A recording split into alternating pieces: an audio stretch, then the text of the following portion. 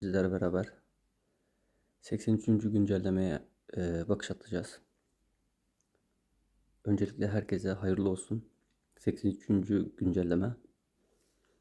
Herkese demeyelim de zenginlere diyelim biz onu. Zenginlere hayırlı olsun. Zengin parası olan arkadaşların hepsine hayırlı olsun. Bizler orta seviye ve de düşük seviyeli oyuncular zaten içimden geçenleri biliyorsunuz. Aynısını siz de söylüyorsunuz diye umuyorum. Aynı şeyleri. Her neyse. Ağzımı bozmak istemiyorum. Genel bir bakış atalım hemen. Değişen ne? Öncelikle en büyük değişen. Atlayalım yanına. Kamplar artık 7 seviye asker bulundurmuyor. Şöyle göstereyim. Artık kamplarımızın hepsi 8 seviye. Bu da ne demek? Biz bunları normalde sefer hızıyla kesiyorduk. Artık sefer hızıyla kesemeyeceğiz demek. Herkes için konuşmuyorum. Kendim için konuşuyorum. Daha sonra inanın çok sinirliyim. Arada bir yutkunabilirim yani. Siz benim ne demek istediğimi anlarsanız. Şimdi eski setimiz Titan gazabıydı. Titan'ın üzerine yeni 3 tane set geldi. 6 tane de item geldi. Bu setler neler? Şunların ikisini göremiyoruz. Herhangi bir tıklama yapamıyoruz. Bunun kit bonusu bölük boyutu ve de saldırı ve sağlık PvE veriyor. Diğer barbar olan setimiz 3 tane kıyafet var burada. Burada üçünü birden giyerseniz, iki tanesini giyerseniz ordu saldırısıyla sağlık karşılaşmalar, üçünü birden giyerseniz de sefer hızı, ordu hücumu. Güzel bir set mi? Evet, güzel bir set. Setler güzel, setlere lafım yok. Benim kızdığım nokta başka bir nokta. Ordu saldırı sağlık, düşman sefer süresi ve de silah birliği veriyor burada. Bunları tabi güncelleme yapınca sizler kendi kalenizden göreceksiniz. İki tane şampiyon geldi yeni. Göstereyim hemen. Evet, Barbar Conan. Bununla ilgili birkaç tüyo vardı. Ben bunu öğrendim. Nereden öğrendim? Barbar Conan'ın kafasına taktığı taştan öğrendim. Yaklaşık bir 4 ya da 5 gündür biliyordum ben bunun geleceğini. Tahmin etmiştim ama yani sadece tahmindi benimki. Öyle söyleyeyim size. Evet, şimdi burada ne var? Kalıcı bonuslar var. Bir de şampiyonu kullanınca verilen bonuslar var. Çok güzel bonuslar. Valeria'da da bunun dişisi, kadın versiyonu diyebiliyorum. Bu da aynı Conan'da olan bütün bonusların hepsi bunda var. Bu şampiyonların güzel tarafı ne? Şu Connor'dan sonraki gelen son Connor'la beraber gelen son 4 şampiyonda 4 tane token yuvası var. Bu yönden çok çok güzel. Ama kime güzel? Orası ayrı konu. Evet. Yeni emsal sesimiz 375 level'e yükseldi. Bir tane yeni özelliğimiz var. Bu da nasıl bir şey? Benim anladığım kadarıyla anlatıyorum. Eğer diyelim ki Titan'da savaşıyorsunuz. Titan şampiyonunu seçerek savaşıyorsunuz. Ancak sizin diyelim ki yeni gelen Conan'ın bonuslarını da almak istiyorsunuz. Oradaki bonuslar sizin işinize yarıyor diyelim savaş sırasında. Bunu aktif ettiğiniz zaman muhtemelen size şampiyonları belirecek önünüze diye tahmin ediyorum. Oradan da seçip bu şekilde vurabileceğiz şeyi. Aklıma gelmedi şunun adı. Bu şekilde o düşman önce saldırdığınızda iki tane setin yani iki tane şampiyonun ikisinin de gücünü elde edeceksiniz diye düşünüyorum. Bilmiyorum, bir şampiyon nitelikleri kendisi için sefere atanmamış bile olsa bile tüm seferlere uygulanır diyor. Neyse, buna birazdan bir daha bakarız. Tam olarak ben de ne demek istediğini anlamadım. Acaba öyle mi diye düşünüyorum. Daha sonra burada yeni leveller yükseldiği için yeni özellikler geldi. Şunlar çok güzel. Burada ordu saldırı sağlığı veren var. Şöyle baştan bakalım. Bunlar zaten düşman ordu hücumu ve de savunması. Bu vardı zaten yanlış hatırlamıyorsam. Bunlar yeni geldi. Bunların hepsi aynı böyle. Kılıç için, süvari için, mızrak için hepsi aynı. Birer tane göstereceğim. Silahşör saldırısı. 5. aşama varsayılan silahşör saldırısı veriyor. Bu sağlığını veriyor aynısının. Kraliyet hakimiyeti veriyor. Bu kraliyet hakimiyetini de Bu kraliyet hakimiyeti yanlış anlamıyorsam tertipte bulunan her klik birimi için bize şey veriyordu. Bu bonus veriyordu. Saldırı ve sağlık olarak yanlış hatırlamıyorsam. Mesela 10 tane varsa burada artı 2 veriyor ya. 10 tane klikle saldırıyorsanız artı %20 ordu saldırısı ve sağlığı veriyordu diye hatırlıyorum. Paralı asker hakimiyeti de aynı şekilde tertipte bulunan paralı asker kadar şey veriyordu. Saldırı sağlık bonusu. Bunlar neymiş? Evet, bunlar da güzel. Düşman oyuncu, mızrakçı, saldırı ve sağlığı. Bunları muhtemelen fullleyince 2000'e kadar yükselir diye düşünüyorum. Saldırı karşılaşmalar, sağlık karşılaşma, toplama hızı, yeniden tuzak kurma ve ajan. Burada herkes tabii ki de kendine göre dizecek ama bütün setleri böyle ayrı ayrı dizdiğimiz için genelde şunlara verilir yani. Altta da ordu, saldırı ve sağlığı var. Ayrıyetten şu da var. Şimdi ben bunu göremiyorum. Açamadığımız için. Bu ne, bunu da bilmiyorum. Çünkü ben o seviyeye ulaşmadım. Burada yeni gelen özellikler bunlar var. Yani önceden var mıydı bilmiyorum da yeni dikkatimi çekti. Göstereyim size de. Araştırma hızı, keşif hızı, inşaat hızı, eğitim hızı, şampiyon deneyimi ve de kaynak ödülü. Bizim için en önemli olan tabii ki de araştırma hızı ve keşif hızı. Özellikleri keşif hızı çok çok önemli. Yani şu ilk dördü zaten hepsi önemli de. Sen neymişsin ya?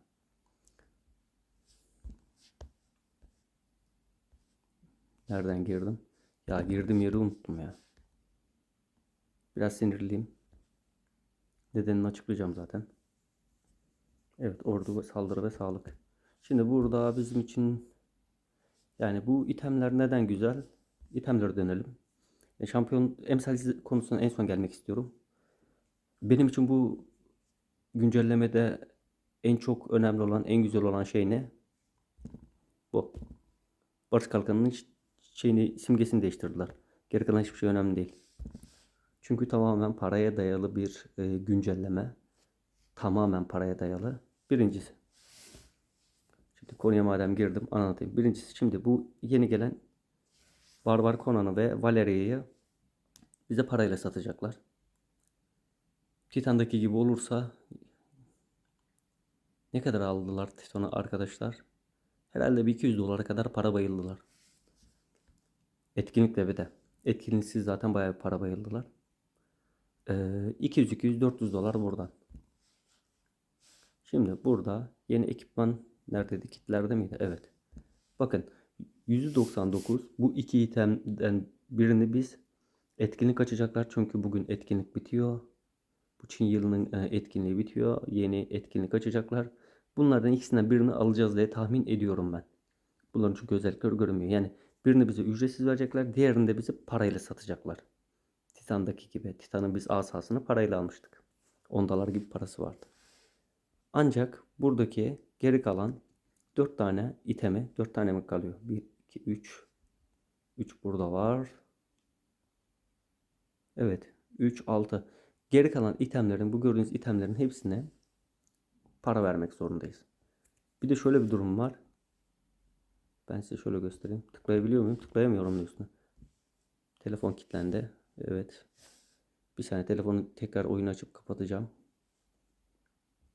Evet, oyunu başlattık tekrardan. Şimdi burada. Şimdi bunun üzerine tıkladığımız zaman gel abi.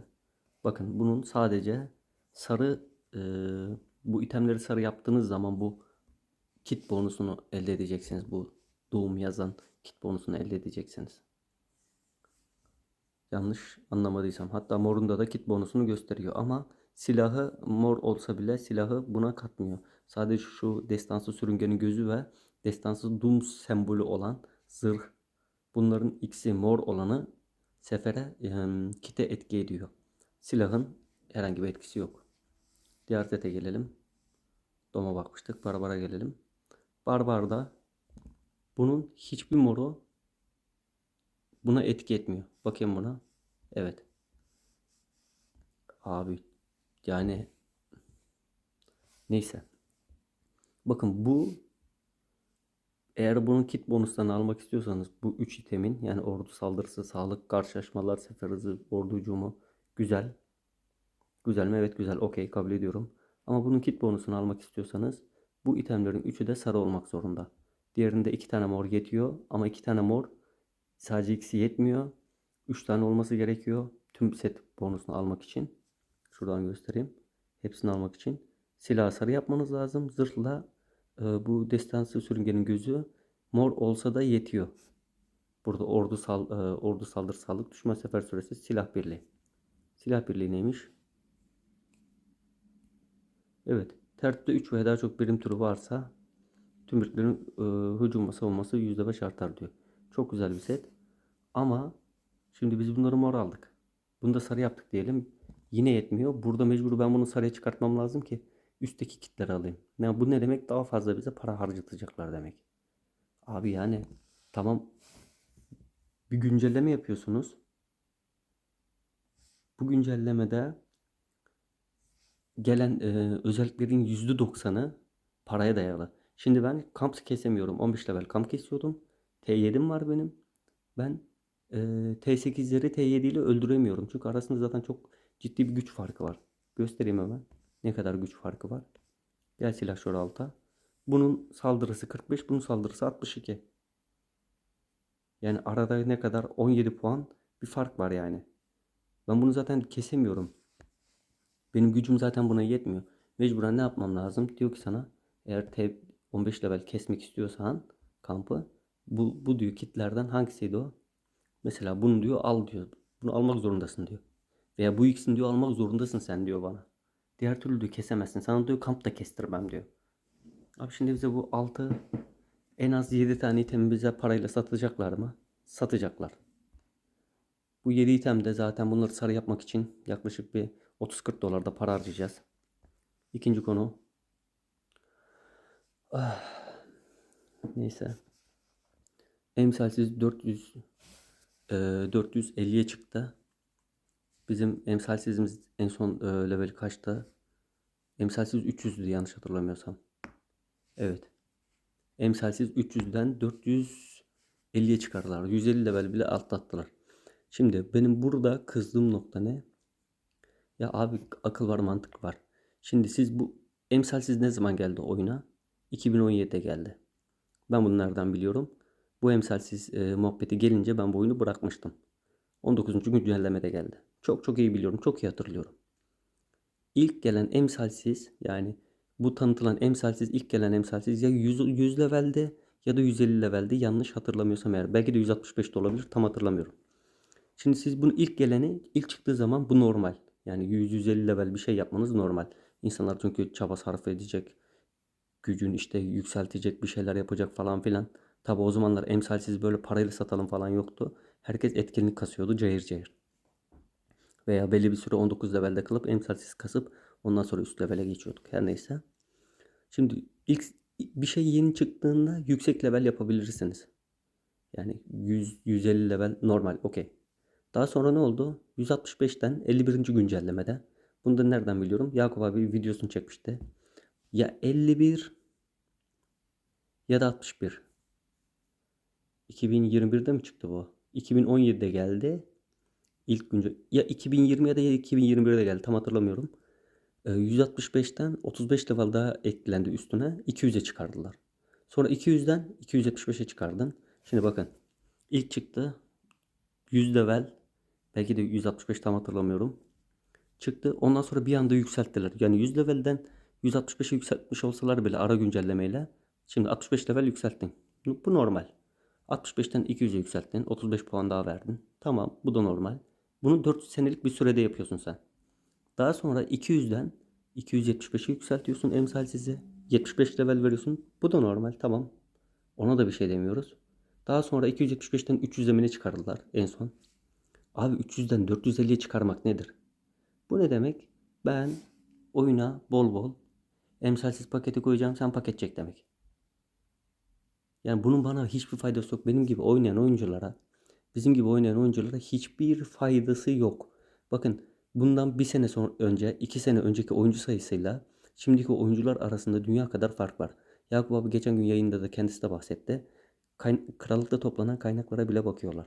Abi madem krallıkta toplanan kaynaklara dahi bakıyorsanız siz eğer, ya neden bunlara o kadar dikkat ediyorsunuz? Neden oyuncunun azaldığına dikkat etmiyorsunuz? Neden kaynak toplamıyorsun diye soracağına Yakup abiye, çok çok pardon, konuşurken şey gitti.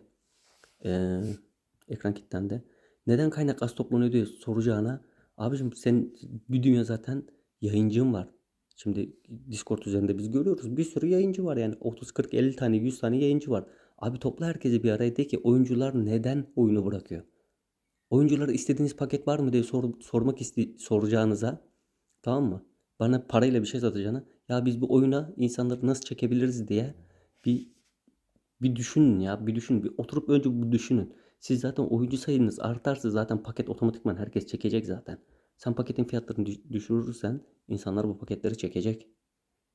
10 dolar yap, 20 dolar yap. İnsanlar çekiyor zaten.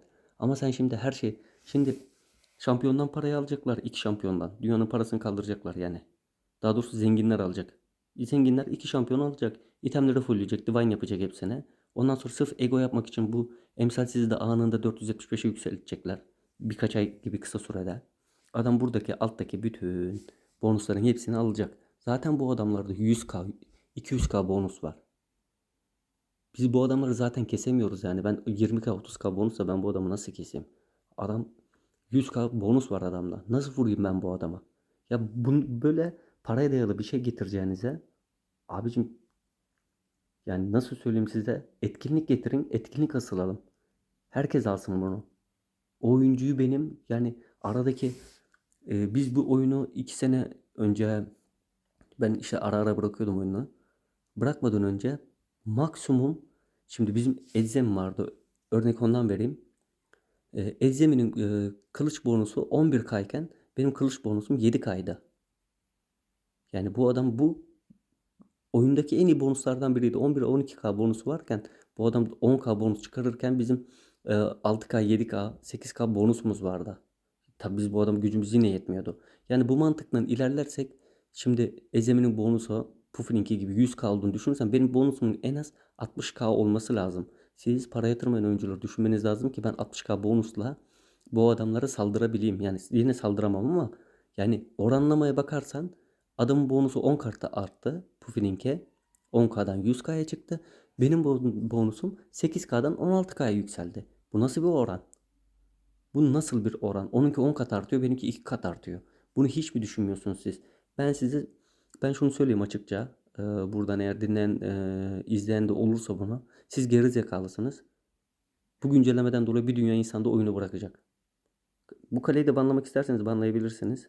Daha önce de söylemiştim. İnşallah da banlarsınız. Beni büyük bir yükten kurtarırsınız. En azından giderim sıfır kale açarım. Kale nasıl kasılır onun videosunu çekerim. Bu nedir ya? Şimdi şampiyondan alacaklar, oradan alacaklar daha sonra. Şimdi bu emsal buradan alacaklar. Yeni şu özelliklerden dolayı. Yeni şu özelliklerden dolayı altları almak için bunların altın jeton, gri jeton hepsini satacaklar. Yani güncelleme değil. Oyuncunun faydasına bir tane güncelleme yok. Hepsi paraya dayalı bir güncelleme. Hepsi. Parayı yatır, güçlen güncellemesi. Başka hiçbir şey değil. Eskiden böyle değildi. Gameloft çizgisini çok çok bozdu. Yanlış hatırlamıyorsam Gameloft bir ara el değiştirmişti diye hatırlıyorum. Bu el değiştirdikten sonra tamamen oyun paralıya döndü. Şimdi ben kamp kesemeyeceğim. Zaten tek keyfimiz kamp vardı. Birkaç adama vuruyorduk. Onu da yapamıyoruz artık. Bonuslarımız zaten düşük. Ee, Yeni şeyleri de alamıyoruz. Ya, alma maddi gücümüz var mı? Evet var ama neden ben para yatırayım ki o kadar? Şimdi para yatıranla yatırmayanın arasında bonus farkı olur. Ben bunu kesinlikle savunuyorum. Adam sonuçta para harcıyor. Abi bir kat olsun yani o adamın bonusu 20k olsun. Benim bonusum 13k olsun. Tamam, ben ona bir şey demiyorum. Zaten o adamı ben yenemiyorum her türlü.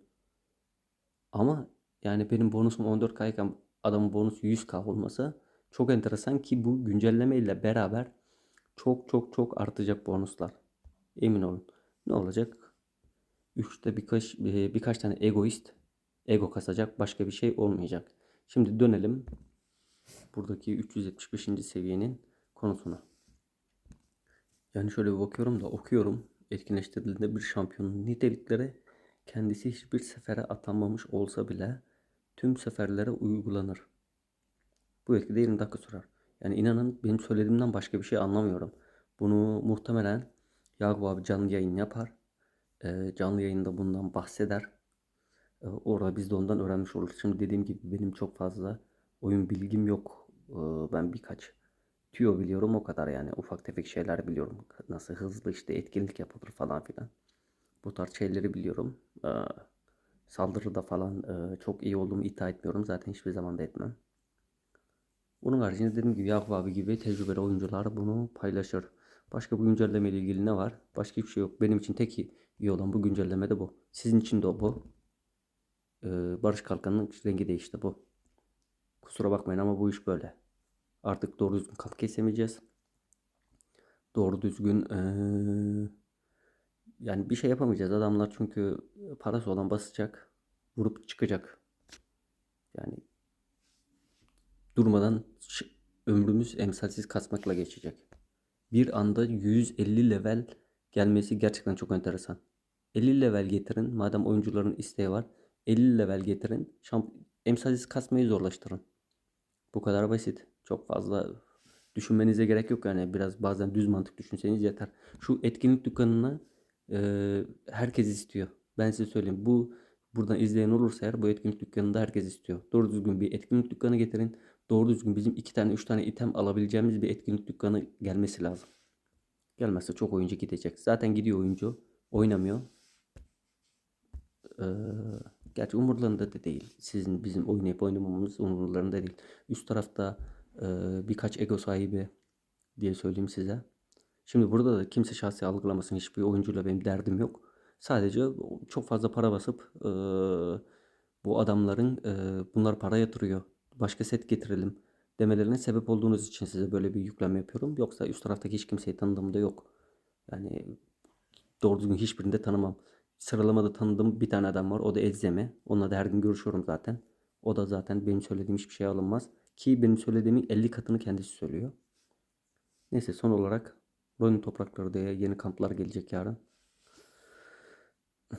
Burada işimize yarar ne var? Evet şu. Saygıdeğer nişancının mitik Yumisi inşaat hızıyla araştırma hızı verecek. Bunu mitik yaparım ben 199. İnşaat hızıyla araştırma hızı. Güzel bir item benim için. Başka söyleyebileceğim bir şey yok. Biraz bilgilendirme videosundan ziyade sistem videosu oldu. Kusura da bakmayın. Kafanızda şişirdim. Ama gerçekten de böyle bir güncelleme olmaz yani. Bu amatörlük başka bir şey değil. Bu güncelleme siz para yatırın, biz para kazanalım, bizim maaşımızı ödeyin güncellemesi. Başka bir şeyin güncellemesi değil. Açık ve net söyleyeyim. Kimse de kızmasın, kimse de alınmasın, kimse de gücenmesin. Hmm. Söylediğim gibi tekrardan kimseyle de bir derdimiz yok. Bu kanal zaten onu düşmanım, bunu düşmanım, onu sevmiyorum kanalı değil. Ben sadece kendi çapında bildiğim bilgileri arkadaşlarımla, takipçilerimle, bizi izleyenlerle paylaşma derdinde olan bir insanım. Yoksa bir dünya yapılabilecek içerik var. Ayrıca son Atlantis videosunda güzel bir beğeni aldım. Yani güzel bir beğeni aldım. Çok güzel dönüşler aldım. Çok güzel yorumlar aldım.